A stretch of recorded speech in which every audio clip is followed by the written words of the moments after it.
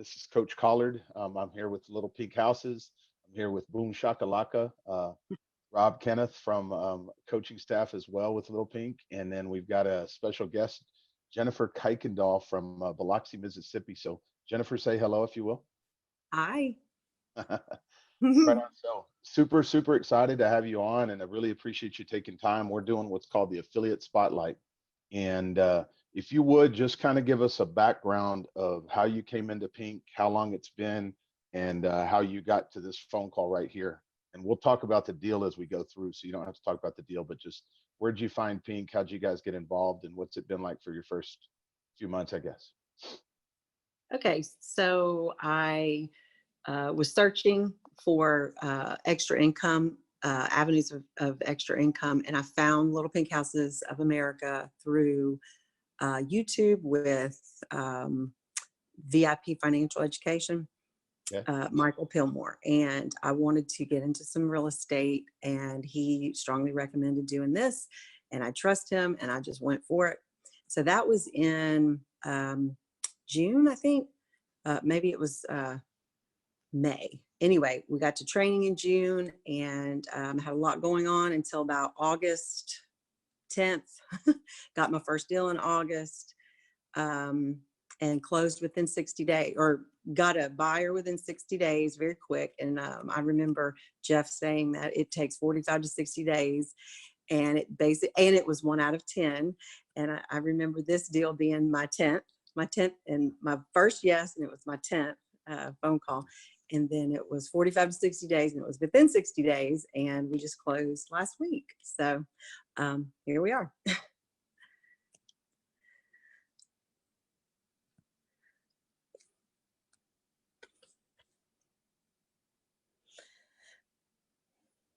Everybody's frozen. There we go. We can hear you fine. Just keep rocking. Okay.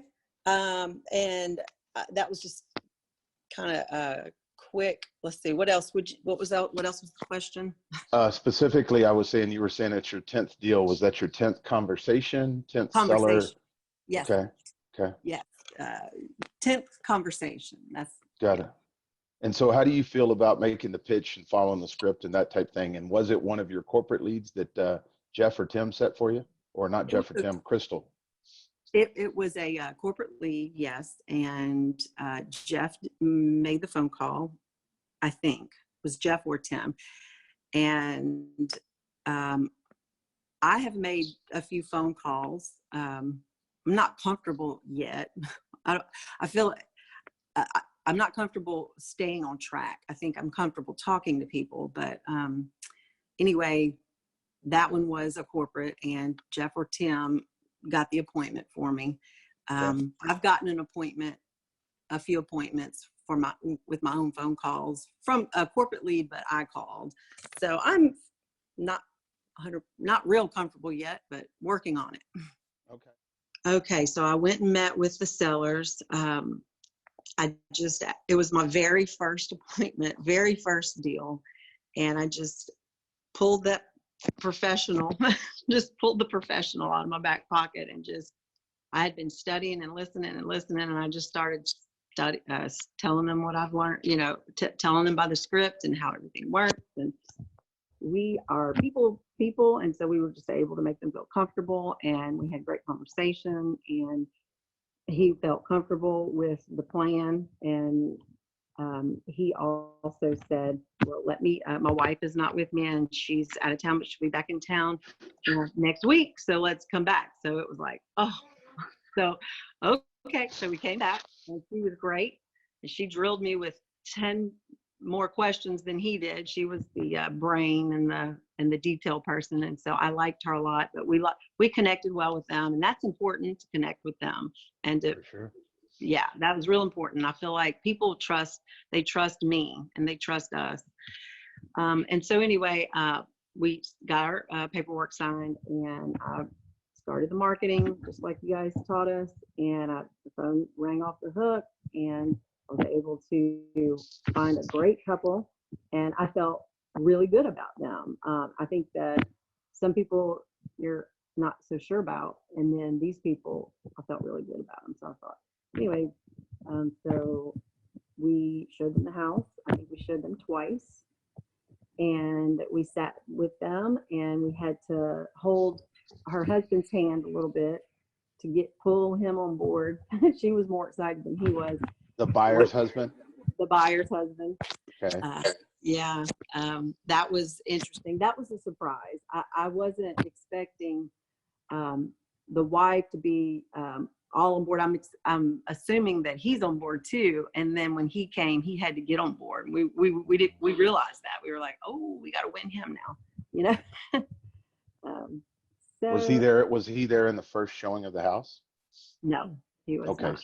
So it was just her. So if you could go back and redo some of that stuff, would you be concerned about that, or would you address that on the front side, or would you just deal with it? I did address it on the front side, but these people work, and he works. She's always like, he works 12 hours a day, every day. And I'm like, well, how can we work with this? You know? So it wasn't but when she came home and said, we're buying this house, I think he got, oh, well, I'm going to take off and go look at it. Wow. Okay. But I did ask her, yeah. No, go ahead. I didn't mean to interrupt you. Well, I did ask her, you know, your husband, you know, I asked her, will your husband be here? It'd be great if he could be here. And she was like, well, he works all the time and I'll make the decision. I'm like, okay. So I had to go with it. Let me step back just a little bit, and I'm curious. I know this, Rob knows this because we've been on the phone and Danny's on with us, but those that'll be watching this may not know this. So you live in Biloxi, and you were approximately an hour and 15 from the subject property in Mobile, Alabama. So tell us some of your mental concerns initially, if you had any, or did your coach, I know you coach with Kyle down there in your area, did he support you in that and just get you past it mindset wise, or what was some of the concerns you had about distance and how did you deal with it? Yeah, that distance was, I was worried, but Kyle kept me. Kyle is so calm. And so any question that I have, he's like, he just makes it like, what's wrong with that? Or there's nothing, you know, it was just great. It just brought my worries and concerns down. He was great. He coached me through that. Amazing. I couldn't have done it without him, I feel like, because I'd call him and he'd be like, no. You know, first of all, it was a small house, and it was, you know, an older house. And it was like, I don't know if I can sell this house. I don't know he said, Jen, you're not going to be living there. I said, you're right.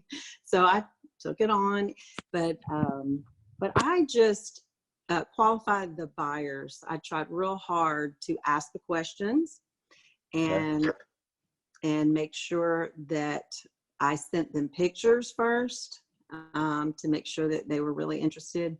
And I drove. You got to go. You got to just drive. Yeah. So you turned off all the mental religion or box around distance and everything else, and you just went and handled your business.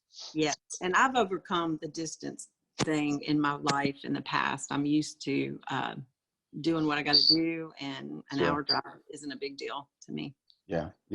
So this is something we just deal with a lot, and I'm just sharing this kind of from a contextual thing. But you know, I've always laughed over the years is everybody's like, well, gosh, that's a long ways. That's like an hour and 20 minutes away.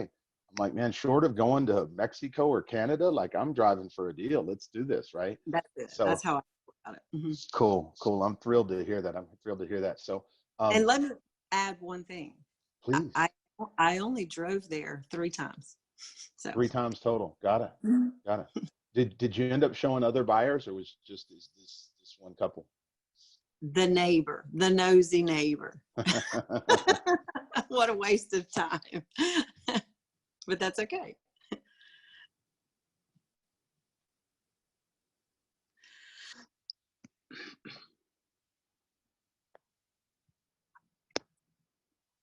So would it be safe to say that you were still able to do it just following the scripts?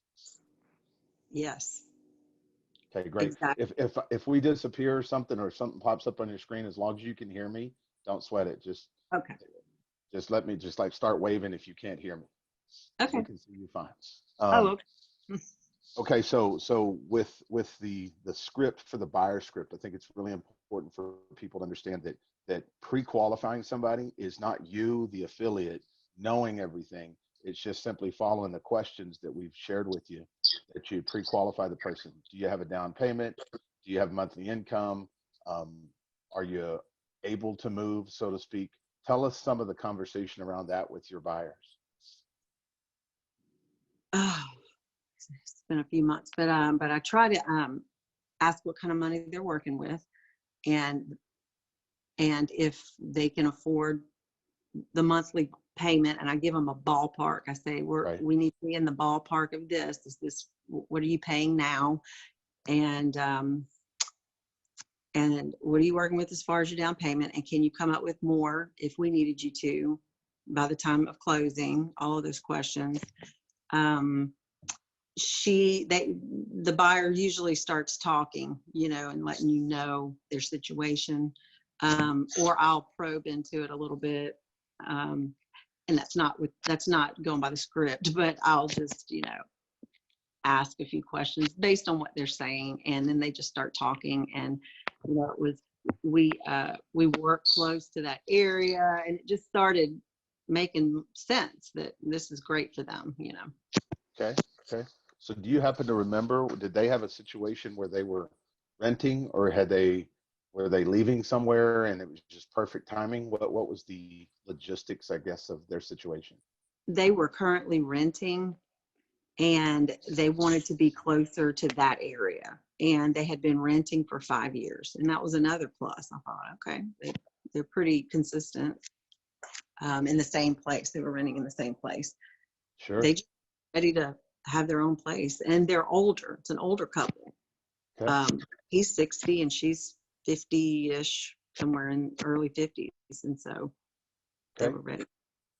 Good deal. So let's shift from there. Let's shift into once you showed them the property, and it sounds like you showed it a second time, got him on board. Did they write an offer themselves? Did you facilitate writing the offer for them? I don't know if I listened. I did help her, and I did kind of like give it my blessing, and she'll say, what do you think? What do you Mhm. think? The house was marked up quite a bit, and the seller let me know that. And so Kyle guided me into keeping it marked up, which I was worried and nervous about, appraisal later and all the stuff. And I kept it marked up, and I think that was the guide. So she started looking around the house, saying, well, she's like, well, Jennifer, I need to, I don't want this paneling, and I don't want these floors, and I want to do this, and I want to do that. And let's think, how much money is that going to cost? And I'd like, this is a lot of money. And if I got to do all of this, then, and so I was like, okay, well, that's fair. And so I just listened, and she calculated out what she thought it might cost to do her renovations, which the house was fine. It was just her preferences, Of course. changing some things. And I even helped her in her thinking on how much all that would cost. I'm like, okay, so this, sheetrock over here in the floor, let's see how much that would cost. And we kind of had a little figure in our head how much that would cost.